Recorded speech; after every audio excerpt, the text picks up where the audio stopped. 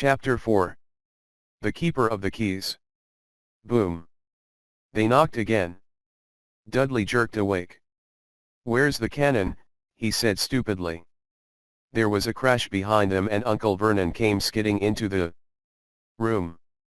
He was holding a rifle in his hands. Now they knew what had been in the long, thin package he had brought with them.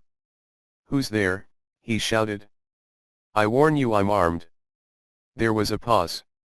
Then, smash! The door was hit with such force that it swung clean off its hinges and with a deafening crash landed flat on the floor. A giant of a man was standing in the doorway. His face was almost completely hidden by a long, shaggy mane of hair and a wild, tangled beard. But you could make out his eyes, glinting like black beetles under all the hair. The giant squeezed his way into the hut, stooping so that his head just brushed the ceiling. He bent down, picked up the door, and fitted it easily back into its frame. The noise of the storm outside dropped a little. He turned to look at them all. "Couldn't make us a cup o' tea, could ya? It's not been an easy journey." He strode over to the sofa where Dudley sat frozen with fear. "Budge up, ye great lump," said the stranger. Dudley squeaked and ran to hide behind his mother, who was crouching, terrified, behind Uncle Vernon. "And here's Harry," said the giant. Harry looked up into the fierce, wild, shadowy face and saw that the beetle eyes were crinkled in a smile. "Last time I saw you, you was only a baby," said the giant. "Ya look a lot like your dad, but you've got your mum's eyes." Uncle Vernon made a funny rasping noise. "I demand that you leave at once, sir," he said. "You are breaking and entering." "Ah, shut up, Dursley, ye great prune," said the giant. He reached over the back of the sofa, jerked the gun out of Uncle Vernon's hands, bent it into a knot as easily as if it had been made of rubber, and threw it into a corner of the room. Uncle Vernon made another funny noise, like a mouse being trodden on. "Anyway, Harry," said the giant, turning his back on the Dursleys, "a very happy birthday to ye. Got summat for ye here. I might 'a sat on it at some point, but it'll taste all right." From an inside pocket of his black overcoat he pulled a slightly squashed box. Harry opened it with trembling fingers. Inside was a large, sticky chocolate cake with "Happy Birthday Harry" written on it in green icing. Harry looked up at the giant.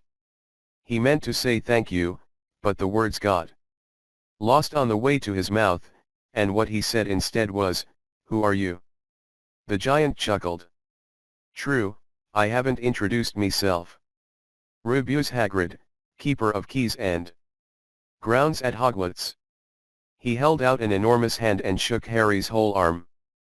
"What about that tea then, he said, rubbing his hands together. "I'd not say no ter summit stronger if you've got it, mind." His eyes fell on the empty grate with the shriveled chip bags in it and he snorted. He bent down over the fireplace. They couldn't see what he was doing, but when he drew back a second later, there was a roaring fire there.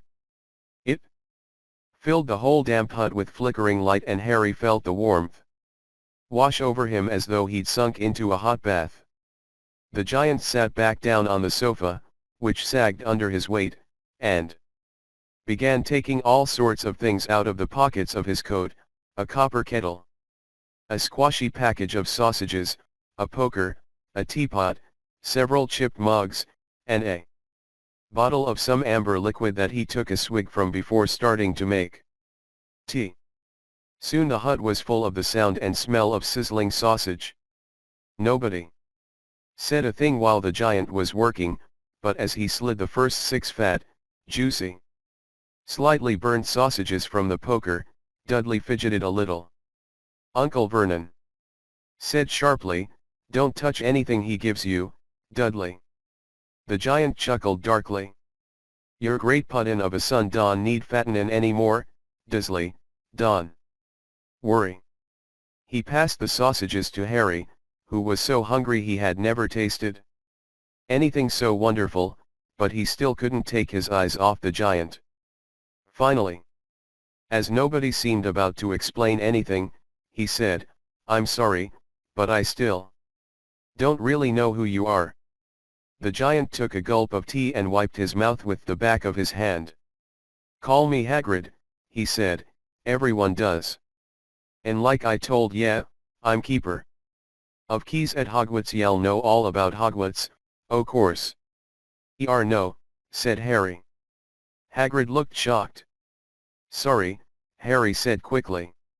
"Sorry," barked Hagrid, turning to stare at the Dursleys, who shrank back into the shadows. "It's them as should be sorry. I knew ye weren't gettin' your letters, but I never thought ye wouldn't even know Abu Hogwarts, for cryin' out loud. Did ye never wonder where your parents learned it all?" "All what?" asked Harry. "All what?" Hagrid thundered.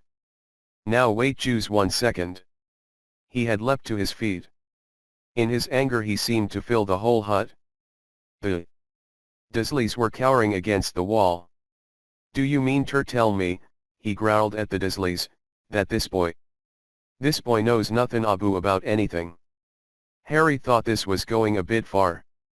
He had been to school, after all, and his marks weren't bad. "I know some things," he said. "I can, you know, do math and stuff." But Hagrid simply waved his hand and said, "About our world, I mean." "Your world?" "My world?" "Your parents' world." "What world?" Hagrid looked as if he was about to explode. "Dursley," he boomed. Uncle Vernon, who had gone very pale, whispered something that sounded like Mimblewimble. Hagrid stared wildly at Harry. "But ye must know about your mum and dad," he said. "I mean, they're famous." "You're famous." "What?" My mum and dad weren't famous, were they?" "Ye don't know." "Ye don't know." Hagrid ran his fingers through his hair, fixing Harry with a bewildered stare. "Ye don't know what ye are," he said finally. Uncle Vernon suddenly found his voice. "Stop," he commanded. "Stop right there, sir. I forbid you to tell the boy anything." A braver man than Vernon Dursley would have quailed under the furious look Hagrid now gave him. When Hagrid spoke, his every syllable trembled with rage. "You never told him? Never told him what was in the letter Dumbledore left for him?" "I was there. I saw Dumbledore leave it, Dursley, and you've kept it from him all these years." "Kept what from me?" said Harry eagerly. "Stop, I forbid you!" yelled Uncle Vernon in panic. Aunt Petunia gave a gasp of horror. "Ah, go boil your heads, both of ye," said Hagrid. "Harry, you're a wizard." There was silence inside the hut. Only the sea and the whistling wind could be heard. "I'm a what?" gasped Harry. "A wizard, o' course," said Hagrid, sitting back down on the sofa, which groaned and sank even lower, "and a thumpin' good un, I'd say, once ye be been trained up a bit. With a mum and dad like yours, what else would ye be? And I reckon it's Abu time ye read your letter." Harry stretched out his hand at last to take the yellowish envelope, addressed in emerald green to Mr. H. Potter, the floor, hut on the rock, the sea. He pulled out the letter and read. Hogwarts School of Witchcraft and Wizardry. Headmaster, Albus Dumbledore. Order of Merlin, First Class, Grand Sork, CHF. Warlock, Supreme. Mugwump, International Confeet of Wizards. Dear Mr. Potter, we are pleased to inform you that you have been accepted at Hogwarts School of Witchcraft and Wizardry. Please find enclosed a list of all necessary books and equipment. Term begins on September 1st. We await your owl by no later than July 31. Yours sincerely, Minerva McGonagall. Deputy Headmistress. Questions exploded inside Harry's head like fireworks and he couldn't decide which to ask first. After a few minutes he stammered, "What does it mean?" "They await my owl." "Galloping Gorgons, that reminds me," said Hagrid, clapping a hand to his forehead with enough force to knock over a cart horse, and from yet another pocket inside his overcoat he pulled an owl, a real, live, rather ruffled-looking owl, a long quill, and a roll of parchment. With his tongue between his teeth he scribbled a note that Harry could read upside down. "Dear Professor Dumbledore." Given Harry his letter. Taking him to buy his things tomorrow. Weather's horrible. Hope you're well. Hagrid. Hagrid rolled up the note, gave it to the owl, which clamped it in its beak. Went to the door, and threw the owl out into the storm. Then he came back. And sat down as though this was as normal as talking on the telephone. Harry realized his mouth was open and closed it quickly. "Where was I?" said Hagrid, but at that moment, Uncle Vernon, still ashen-faced but looking very angry, moved into the firelight. "He's not going," he said. Hagrid grunted. "I'd like ter see a great muggle like you stop him," he said. "Eh, what?" said Harry, interested. "A muggle," said Hagrid, "it's what we call non-magic folk like them. And it's your bad luck you grew up in a family o' the biggest muggles I ever laid eyes on. We swore when we took him in we'd put a stop to that rubbish," said Uncle Vernon, "swore we'd stamp it out of him, wizard indeed." "You knew," said Harry. "You knew I'm a wizard." "Knew?" shrieked Aunt Petunia suddenly. "Knew, of course we knew. How could you not be, my drat sister being what she was? Oh, she got a letter just like that and disappeared off to that school and came home every vacation with her pockets full of frog spawn, turning teacups into rats. I was the only one who saw her for what she was, a freak, but for my mother and father, oh no, it was Lily this and Lily that, they were proud of having a witch in the family." She stopped to draw a deep breath and then went ranting on. It seemed she had been wanting to say all this for years.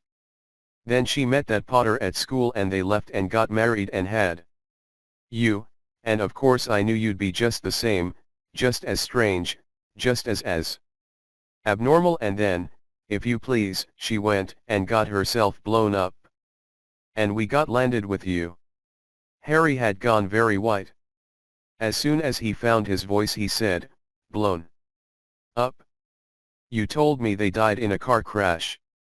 "Car crash?" roared Hagrid, jumping up so angrily that the Dursleys scuttled back to their corner. "How could a car crash kill Lily and James Potter? It's an outrage, a scandal. Harry Potter not knowin' his own story, when every kid in our world knows his name." "But why? What happened?" Harry asked urgently. The anger faded from Hagrid's face. He looked suddenly anxious. "I never expected this," he said, in a low, worried voice. "I had no idea. When Dumbledore told me there might be trouble gettin' hold of ye, how much ye didn't know. Ah, Harry, I don't know if I'm the right person ter tell. Yeah, but someone's gotta. Ye can't go off ter Hogwarts not knowin' dot." He threw a dirty look at the Dursleys. "Well, it's best ye know as much as I can tell ye, mind, I can't tell ye everything, it's a great mystery, parts of it." He sat down, stared into the fire for a few seconds, and then said, "It begins, I suppose, with a person called, but it's incredible ye don't know his name. Everyone in our world knows." "Who?" "Well, I don't like sayin' the name if I can help it." "No one does." "Why not?" "Gulpin' gargoyles, Harry, people are still scared." "Blimey, this is difficult. See, there was this wizard who went bad. As bad as you could go. Worse. Worse than worse. His name was. Hagrid gulped, but no words came out. Could you write it down? Harry suggested. Nah, can't spell it. All right, Voldemort. Hagrid shuddered. Done. Make me say it again. Anyway, this wizard, about 20 years ago. Now, started looking for followers. Got 'em, too. Some were afraid, some just wanted a bit o' his power, 'cause he was gettin' himself power, all right. Dark days, Harry. Didn't know who ter trust, didn't dare get friendly with strange wizards or witches. Terrible things happened. He was talking over. Course, some stood up to him and he killed 'em. Horribly. One o' the only safe places left was Hogwarts. Reckon Dumbledore's the only one you know who was afraid of. Didn't dare try talking the school, not Jews then. Anyway. Now, your mum and dad were as good a witch and wizard as I ever knew. Head boy and girl at Hogwarts in their day. Suppose the mystery is why you know who never tried to get 'em on his side before. Probably knew they were too close ter Dumbledore ter want anything ter do with the dark side. Maybe he thought he could persuade 'em. Maybe he just wanted 'em out of the way. All anyone knows is, he turned up in the village where you was all living, on Halloween 10 years ago. You was just a year old. He came ter your house and Hagrid suddenly pulled out a very dirty, spotted handkerchief and blew his nose with a sound like a foghorn.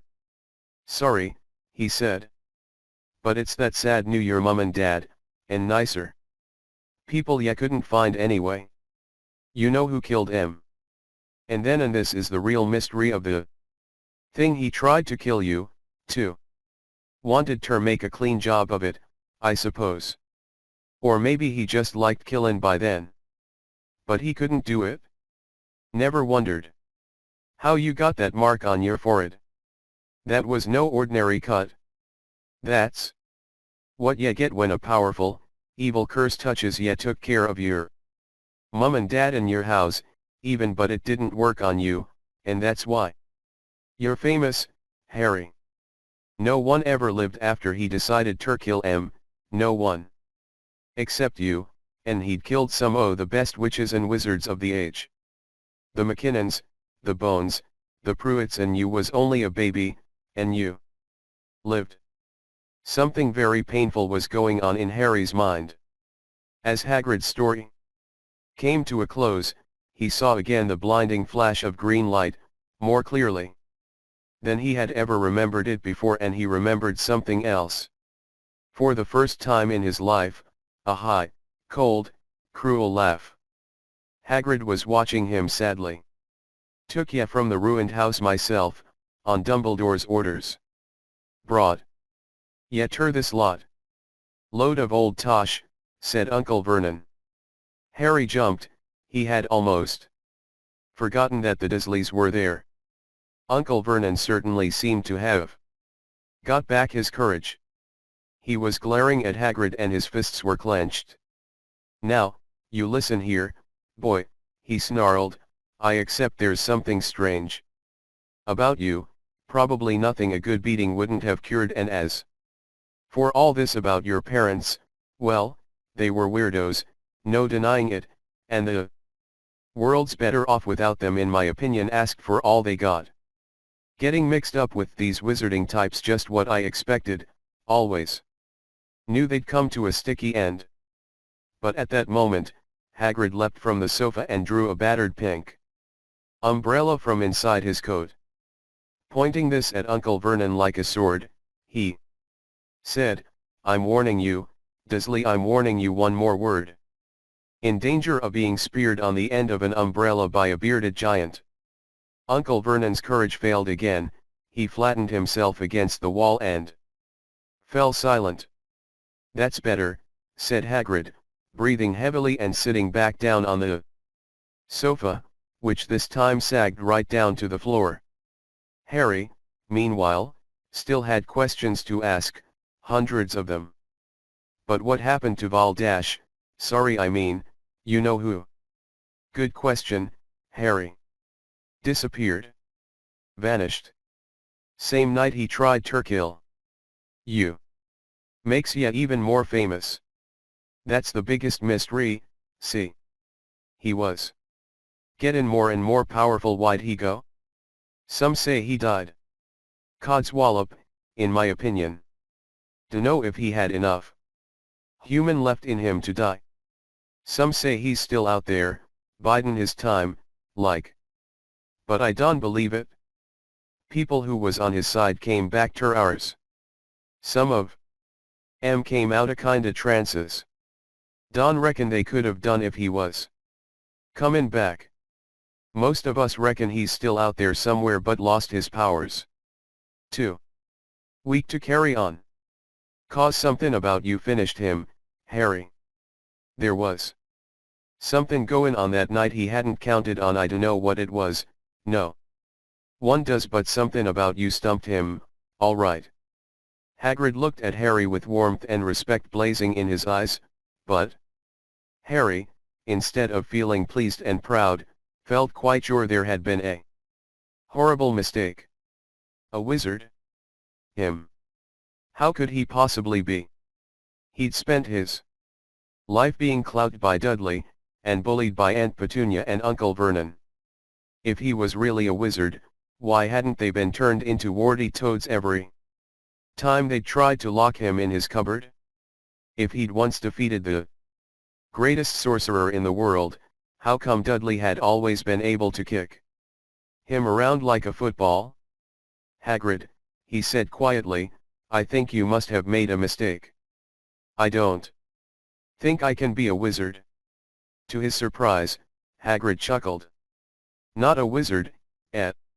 Never made things happen when you was scared or angry. Harry looked into the fire. Now he came to think about it. Every odd thing that had ever made his aunt and uncle furious with him had happened when he, Harry, had been upset or angry. Chased by Dudley's gang, he had somehow found himself out of their reach. Dreading going to school with that ridiculous haircut, he'd managed to make it grow back. And the very last time Dudley had hit him, hadn't he got his revenge, without even realizing he was doing it? Hadn't he set a boa constrictor on him? Harry looked back at Hagrid, smiling, and saw that Hagrid was positively beaming at him. See, said Hagrid. Harry Potter, not a wizard. You wait, you'll be right. Famous at Hogwarts. But Uncle Vernon wasn't going to give in without a fight. Haven't I told you he's not going, he hissed. He's going to Stonewall High, and he'll be grateful for it. I've read those letters and he needs all sorts of rubbish spell books and wands, and if he wants Turgo, a great muggle like you won't stop him, growled Hagrid.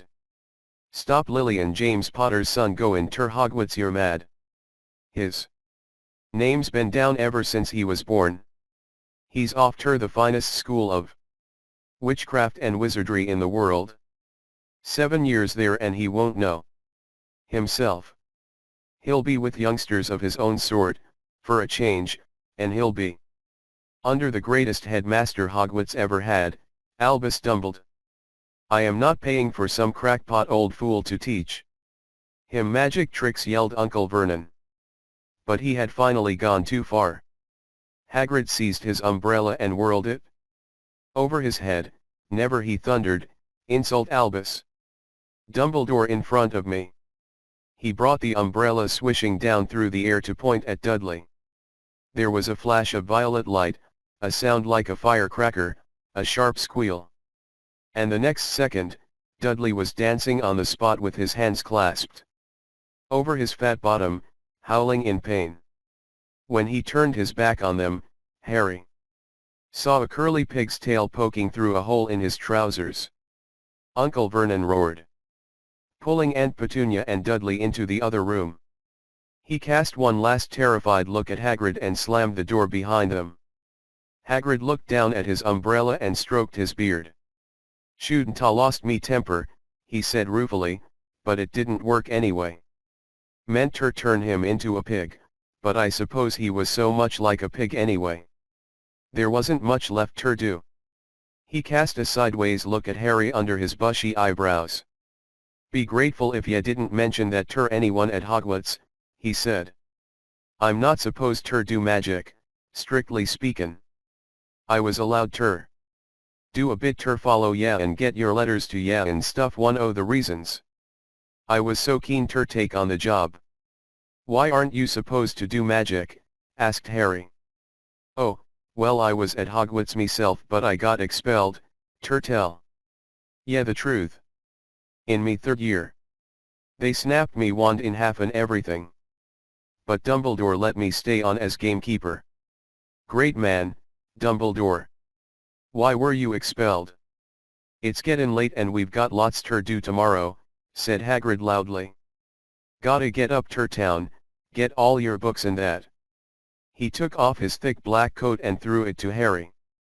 "You can kip under that," he said. "Don't mind if it wriggles a bit, I think I still got a couple o' dormice in one o' the pockets."